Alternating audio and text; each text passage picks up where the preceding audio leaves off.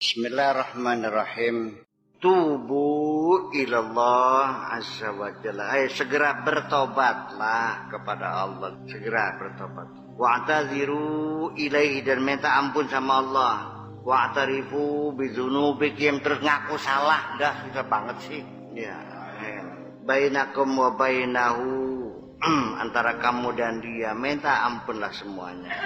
Wa tadarrau baina yadayhi, DP ya rendahkan hatimu di hadapan Allah semuanya. Iya.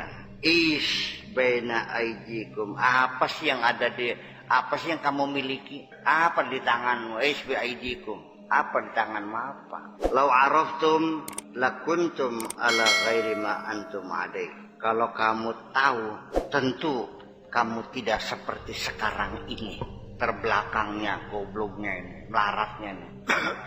Ta'addabu baina yadail haqqi azza wa jalla, sing sopan, sing kan menghadap Allah.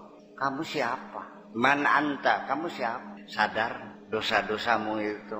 Oleh karena kamu tidak melacur, tidak membunuh, tidak mabuk, tidak judi, merasanya kamu sudah suci. Yang kamu anggap itu dosa-dosa besar, Allah melihatnya seperti debu-debu kosmis kok. Iya. Yang dia besar adalah kekurang ajaran kamu terhadap Allah. Anak ke sekolah, tukang nyolongin mangga saya. Bahkan sampai sendal saya hilang dipakai santri. Semuanya saya ambil. Tapi begitu mengatakan bahwa Buya aku bisa apa sih?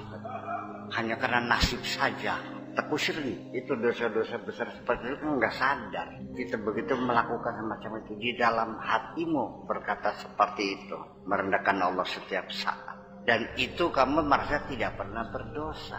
Ini awalnya juga saya katakan salah satu menyebabkan kita ini seperti itu karena krisis fikih, menjadi tolok ukur kebenaran, dan bahkan mujtahidnya pun sudah kamu kultuskan. Mana mungkin Imam Syafi'i salah?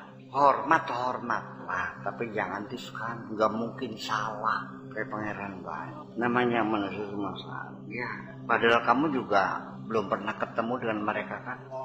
Hanya katanya kan. Ta'adabu baina yadil haqqi azza wa jalla kama kana bi ta'dibi man sabaqakum. Seperti hanya Allah telah mendidik orang-orang yang mendahului kamu. Antum makhanis, kamu banci. Wanita, kamu itu dasar perempuan ya, bukan, kamu tidak jantan, bencong. Bil idhafati ilaihim, dibandingkan dengan mereka para ulama salehin, para aulia, bencong tidak. Syaja'atukum, keberanianmu, dari mana datangnya sumber keberanian pada dirimu itu? Indama ta'murukum bihi nufusukum, ketika yang menyuruh adalah nafsumu, kamu menjadi pemberani. Wa ahwiyatukum, dan hawa nafsumu. Wa tiba'ukum, dan watakmu yang menyuruh kamu. Dari situ keberanianmu muncul dari nafsumu sendiri. Asyaja'atu fid din takunu fi qada'i huquqil haqqi azza wa jalla.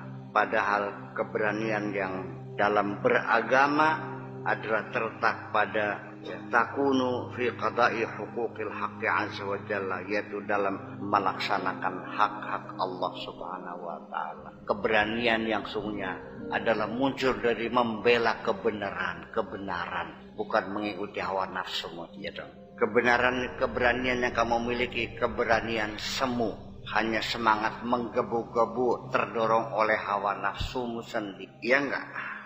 Ya enggak. Iya.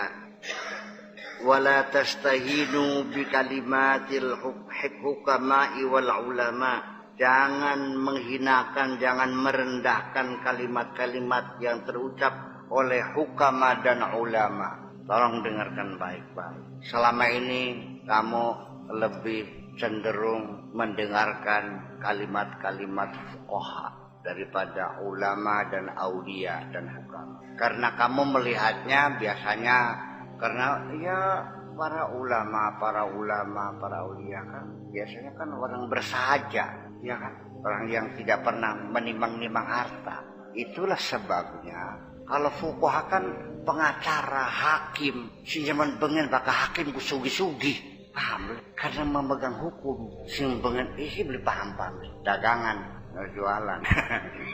Kamu lebih bangga mendengarkan orang yang banyak berdalil, bukan orang yang berperilaku baik. Artinya betapa rendahnya pemikiranmu itu. Menimbang-nimbang berlian, bukan berlian.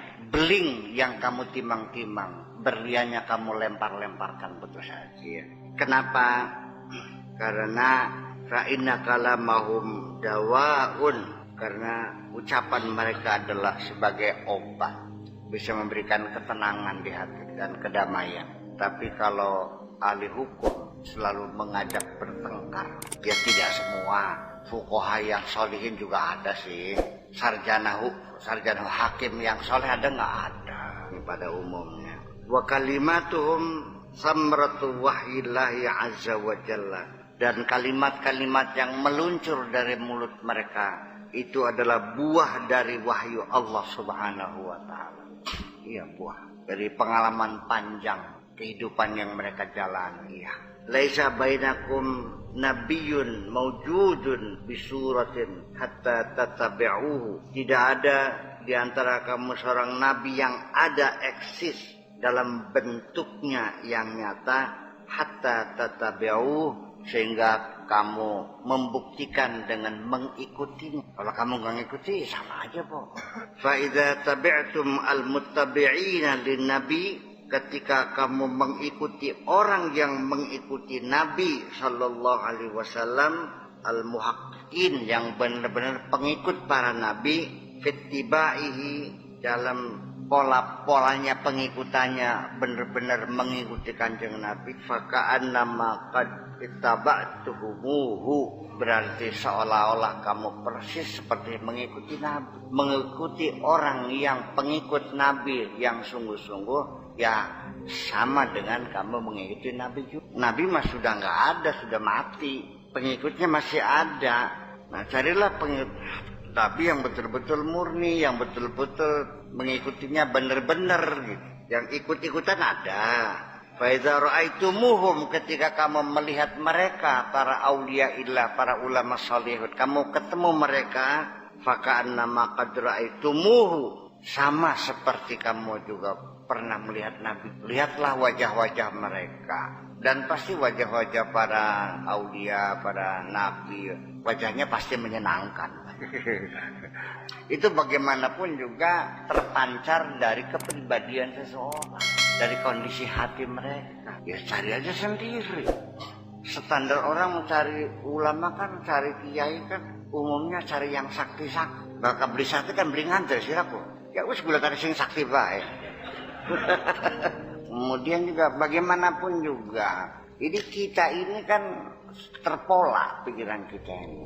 Kalau kitanya sudah hubbud dunia begitu tinggi, pasti yang dicari orang kaya. Kalau kitanya memuja kesaktian, pasti yang dicari orang sakti. Nah, bakasilanya pengen luru bener, ya gula tanah wong bener.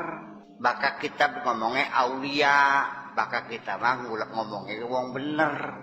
Apa yang disampaikan adalah kebenaran.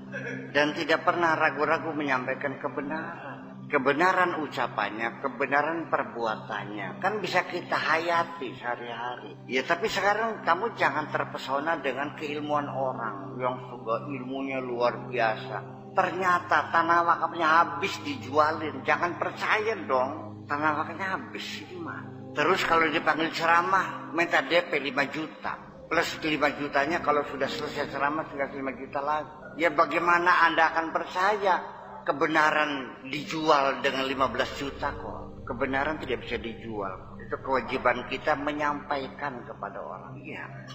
Mana ada kebenaran, ada imbalan. Tapi saya tidak menyalahkan mereka. Saya tidak mengatakan bid'ah, tidak. Saya tidak melarang untuk mendengarkan mereka, silakan. Tapi saya hanya mengatakan tidak wajib. Iya. Kalau kamu ingin nambah ilmu silahkan. Ilmunya luas kok. Kamu nambah ilmu. Itulah makanya wala tastaru bi ayati samanan qalila. Jangan kau jual murah. Boleh mendengarkan tapi tidak wajib. Tapi kalau seorang itu menyampaikan kebenaran tidak pernah minta upah, itu perintah Allah, dengarkan. Wa ja'a min aqsal madinati yas'a qala ya qaumi ittabi'ul mursalin ittabi'u man la yasalukum ajran. Ikutilah orang yang tidak pernah minta upah. Kalau ada upah namanya bisnis. Kalau bisnis lu untung, dia untung, nggak apa-apa silakan, itu bisnis. Jadi kalau mendengarkan silakan, boleh. Tidak mendengarkan juga boleh. Tapi kalau orang datang tidak minta upah, menyampaikan kebenaran Allah, maka kamu diperintahkan ikutilah. Kalau tidak, lu dosa. Jadi ukurannya ini dosa. Nah ini malah sebaliknya, malah ulama yang siddiqin, ulama yang amilin, para aulia, saya lihat sehari-hari di masyarakat, mereka dihinakan oleh masyarakat. Boro-boro diikuti, didengarkan, diledek, diece, dihinakan, dan mereka tidak marah. Ya udah. Tapi orang-orang yang menjual agama, kamu sanjung-sanjung semua. Ini kenyataan kok.